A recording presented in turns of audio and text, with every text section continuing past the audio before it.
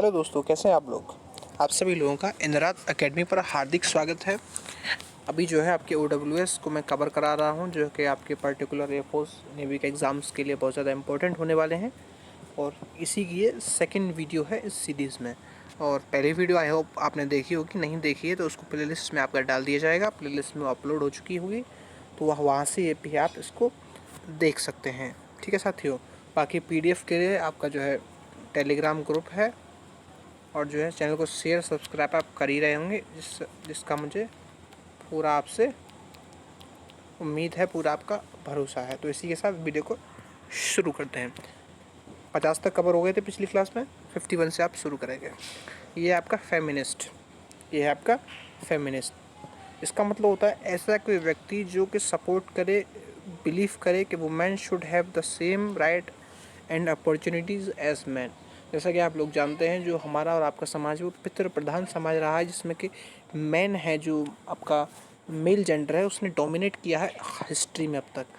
तो अब जो है लोगों की सोच बदल रही है कि वुमेन जो है, लेडीज़ जो है, औरतें जो है, उनका भी अपना अधिकार है, उनको भी अपना पर्टिकुलर हक मिलने चाहिए। तो ऐसा कोई व्यक्ति जो इस चीज़ को सख्त प्रबल तरीके से उसका सपोर्ट करे, उसे आपका फेमिनिस्ट कहेंगे, यानी कि नारीवादी कहेंगे। अगला है आपका जेनोसाइड।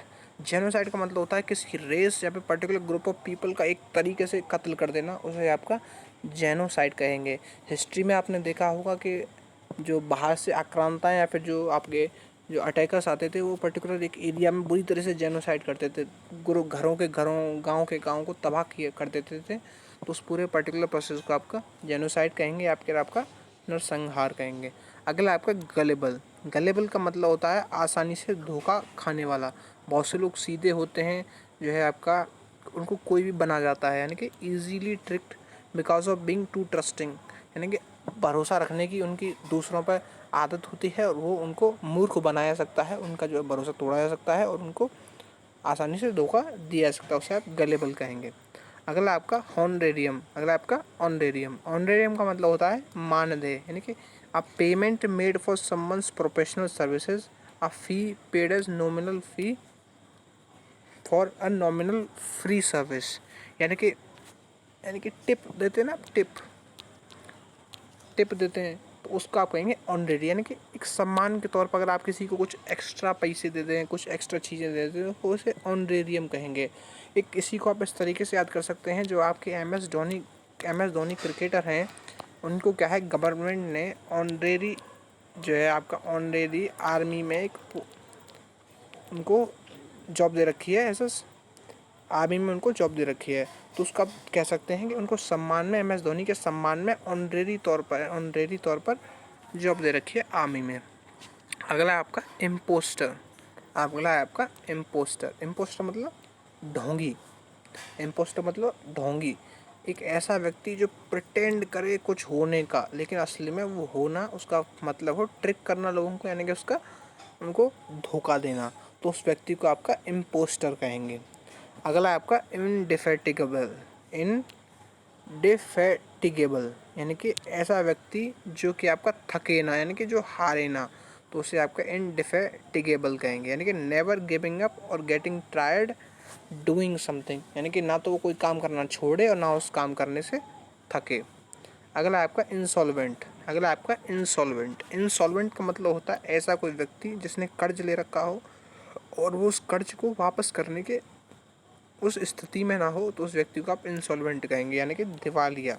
यानी कि a person not having enough money to pay what he owes, यानी कि उस पर जो कर्जा हो उसे चुकाने में अक्षम हो, तो उसे आपका इंसॉल्वेंट कहेंगे। अगला आपका इटिनरी मतलब होता है a plan of journey including the route and the places that you visit, यानी कि अगर आप कहीं घूमने जाएं कंट्री में, या फिर आउट ऑफ कंट्री, फॉरेन में, यूरोप में, कहीं भी घूमने जाएं, तो आप पूरा पर्टिकुलर बनाते हैं कि सब इस तारीख को हम यहाँ जाएंगे, इस तारीख को यहाँ जाएंगे, इस तारीख को यहाँ घूमेंगे, ये खाना खाएंगे, इस पर्टिकुलर होटल में रहेंगे। तो उस पूरा प्लानिंग प्रोसेस को जो है आपका इटिनरी कहा जाता है, यानी कि यात्रा का जो कार्यक्रम होता है उसको आपका इटिनरी कहा जाता है। अगला आपका मोनार्की मतलब राजतंत्र, यानी कि a system of government by king और क्वीन, यानी कि ऐसा कोई देश जहाँ पर आपका शासन जो है तो राजा चलाए या फिर आपका रानी चलाए, तो उस सिस्टम को आपका मोनार्की कहा जाता है। अगला जो वर्ड है आपका वो है आपका ऑबिचुअरी। अगला वर्ड है आपका ऑबिचुअरी, यानी कि a notice of someone's death with his life and achievements. जैसे आपका प्रेसिडेंट है आपके राम, जो है आपका, जो हमारे इससे पहले जो प्रेसिडेंट थे आपके, तो उनकी जो डेथ हुई थी तो उसको मतलब वो हमारे देश के लिए एक तरीके से ऑबिचुअरी सरकार ने रिलीज़ किया था, उनके नोटिस कहा था कि ऐसे ऐसे जो प्रेसिडेंट हैं आपके, एक्स प्रेसिडेंट जिन्हें आप कह सकते हैं, तो उनके अचीवमेंट्स क्या हैं, तो उस तरीके से उसको आप कह सकते हैं कि किसी व्यक्ति के डेथ के बाद कोई नोटिस आए उसमें उनकी जो है आपकी अचीवमेंट्स के बारे में बताया जाए। ऑर्निथोलॉजी, ऐसा कोई जो है आपका ब्रांच जिसमें आपके बर्ड्स के बारे में स्टडी की जाए, यानी कि पक्षी विज्ञान, साइंस का ऐसा ब्रांच जिसमें पक्षियों के बारे में, बर्ड्स के बारे में स्टडी की जाए, उसे आपका ऑर्निथोलॉजी कहते हैं। अगला वर्ड है आपका प्लूटोक्रेसी। प्लूटोक्रेसी यानी कि government by the richest people of a country, यानी कि ऐसा कुछ सिस्टम गवर्नमेंट गवर्न करने का जिसमें जो रिचेस्ट यानी कि सबसे अमीर जो व्यक्ति होंगे वो आपके गवर्नमेंट को ओन करेंगे और जो है देश को चलाएंगे, यानी कि इसे आप धनिक तंत्र कहेंगे। अगला आपका पॉलीग्लॉट। पॉलीग्लॉट पॉलीग्लॉट यानी कि ग्लॉट का मतलब होता है बोलना या फिर आपकी भाषा।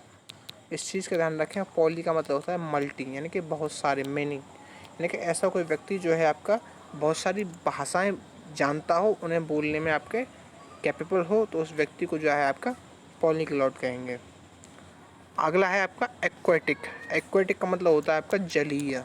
एक्वेटिक का मतलब जलीय, यानी कि ग्रोइंग और लिविंग इन और नियर वाटर, यानी कि जो स्पीसीज या फिर जो प्लेनेट्स जो टोटली वाटर पर डिपेंड हैं, जो आपके समुद्र जीव जिन्हें आप कह सकते हैं मछलियाँ हैं, तो वो जो है आपके एक्वेटिक कहेंगे। अगला है आपका एवायरी। अगला है आपका अवेरी। अवेरी एक वो जगह होती है जहाँ पे आपके बर्ड्स को आपके रखा जाए, यानी कि पक्षीशाला, पक्षीशाला।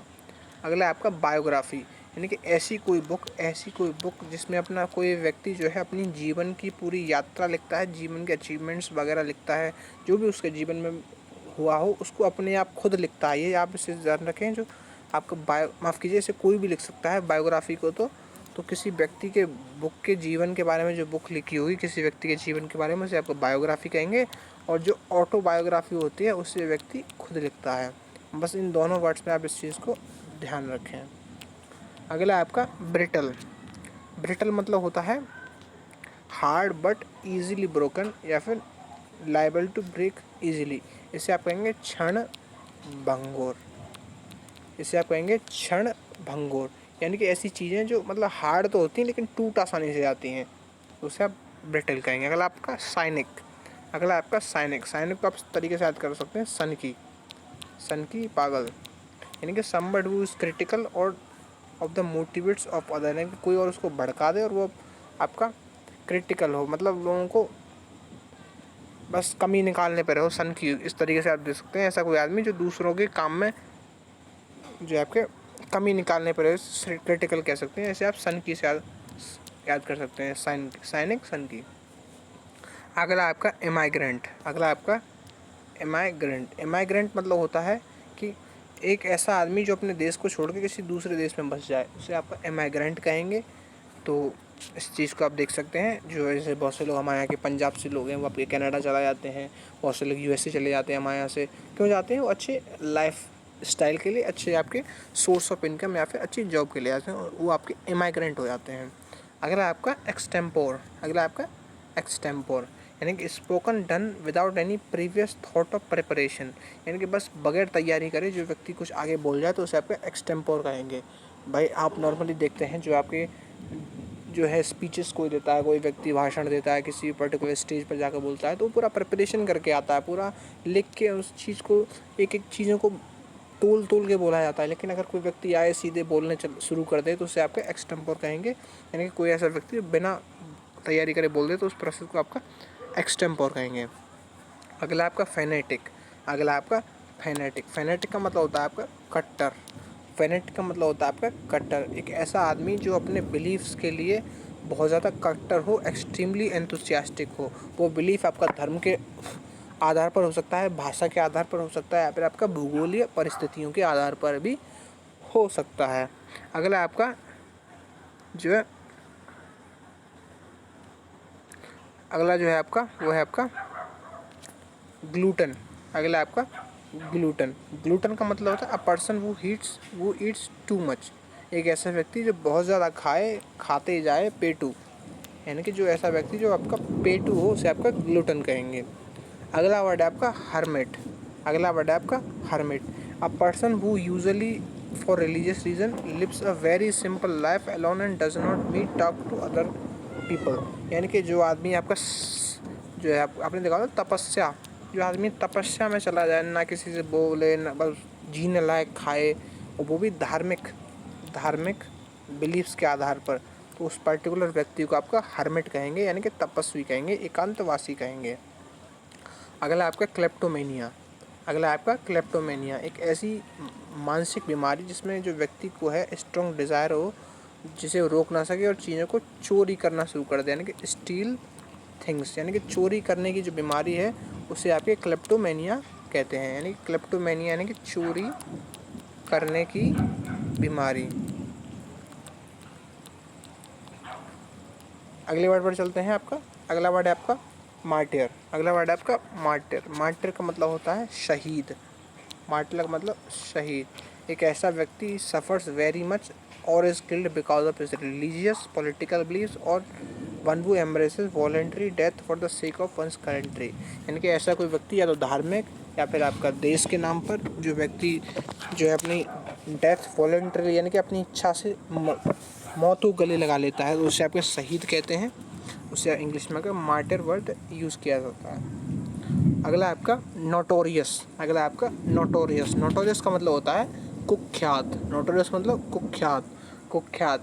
जैसे आपने नाम सुना होगा विकास दुबे वाला जो सिस्टम आपने देखा था, विकास दुबे का जो केस बना था, तो विकास दुबे क्या था, कुख्यात था, वो नोटोरियस था, यानी कि well known for being bad, मतलब अपने बुरे कामों के लिए जो व्यक्ति फेमस हो जाता है उसे आपका नोटोरियस कहते हैं।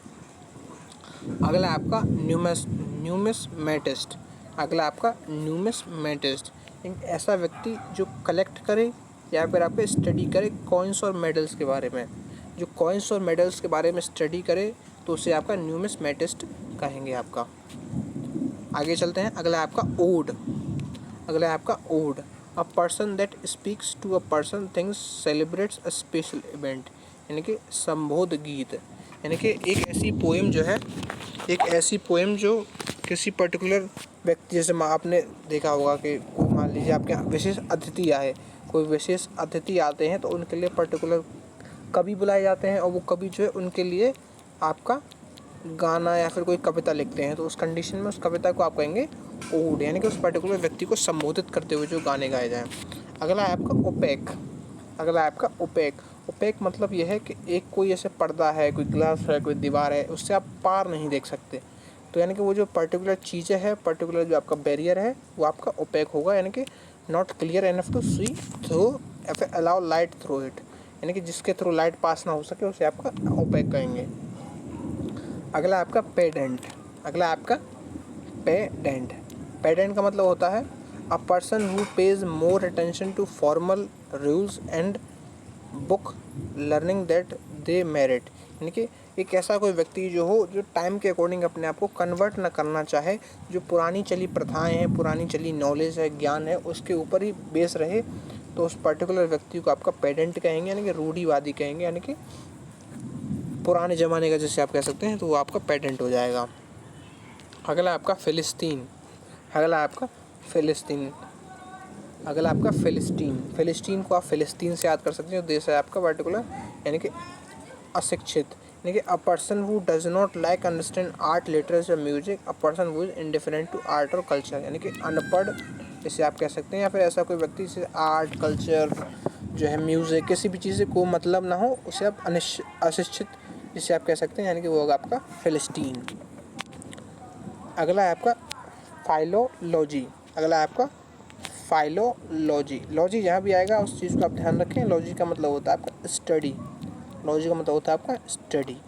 तो फाइलोलॉजी का मतलब होता है the scientific study of the development of language और पर्टिकुलर और ऑफ अ पर्टिकुलर लैंग्वेज, यानी कि किसी भाषा के बारे में पूरा अध्ययन जो है उसे आपका फाइलोलॉजी कहेंगे, यानी कि आपका भाषा शास्त्र कहेंगे।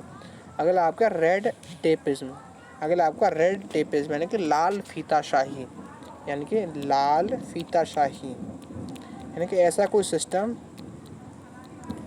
सिस्टम जहाँ पे सिर्फ फीता काटने वाला सिस्टम चलता हो कि भाई फीता काटो फीता काटो फीता काटो, यानी कि ऐसा कोई सिस्टम जहाँ पे सिर्फ फीता कटता हो, काम कुछ ना होता हो। यानी कि the practice of requirement excessive paper work and traditional procedure before official action can be considered या फिर कम्प्लीटेड। यानी कि ऐसा कोई सिस्टम जिसमें दुनिया भर के कागज़ लगते हो, ये लाओ वो लाओ, ये करो वो करो, वो काम कुछ ना होता हो, यानी कि उसे रेड टेपिज्म कहेंगे, लाल फीताशाही। अगला आपका रेटिसेंट। रेटिसेंट का मतलब होता है unwilling to tell people about things one who speaks less, यानी कि ऐसा कोई व्यक्ति जो बहुत कम बोलता हो उसे आपके रेटिसेंट कहेंगे, यानी अल्पभाषी कहेंगे। ठीक है साथियों। अगला आपका सैक्रिलेज।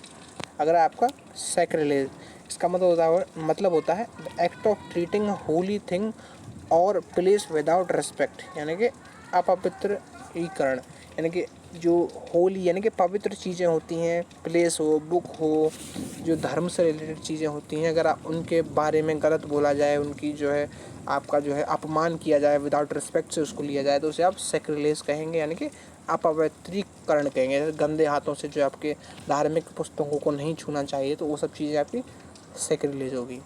अगला आपका सोनेट यानी कि गाथा। जैसे आपने देखा होगा कि that has 40 lines, each contains 10 syllables and fix a pattern of rhyme, यानी कि पर्टिकुलर एक सिस्टम होता है पोइम्स को लिखने का, और उसमें 14 लाइन्स हों, 10 सिलेबाई हों, आपका फिक्स जो है पैटर्न ऑफ रिदम हो, तो उसका आप सोनेट कहेंगे, यानी कि गाथा जो पोइम्स में आपका यूज़ होता है।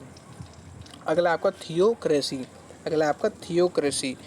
ऐसा कोई सिस्टम जो आपके रिलीजियस लीडर्स चलाएं, यानी कि ऐसा कोई देश जहाँ पर जो सत्ता की कुर्सी है उस पर रिलीजियस पीपल बैठे हों, उसे आपका थियोक्रेसी कहेंगे, आपका धर्म शास्त्र कहेंगे। अगला आपका रेथ का मतलब होता है an arrangement of flower and leaves in a circle placed on Graves worn on head, hung on doors as Christmas decoration. पुष्पांजलि यानी कि मतलब जो फूलों को जो है आपके ग्रेप्स यानी कि जो कब्र होती है वहाँ पे रखा जाए, फिर सिर पे लगाया जाए, या फिर आपका क्रिसमस की डेकोरेशन में यूज़ किया जाए, तो उस पर्टिकुलर सिस्टम को आपको रेत कहेंगे। ठीक है साथियों। अगला आपका जेनोफोबिया का मतलब होता है विदेशी लोगों को नापसंद करना, यानी कि a fear of people from other countries या फियर ऑफ स्ट्रेंजर्स, यानी कि ऐसी कोई थिंकिंग जो विदेशियों को लेकर सही ना हो, विदेशियों को आपका नापसंदगी हो, तो उस सिस्टम को आपका जेनोफोबिया कहते हैं। अगला आपका एब्डिकेट।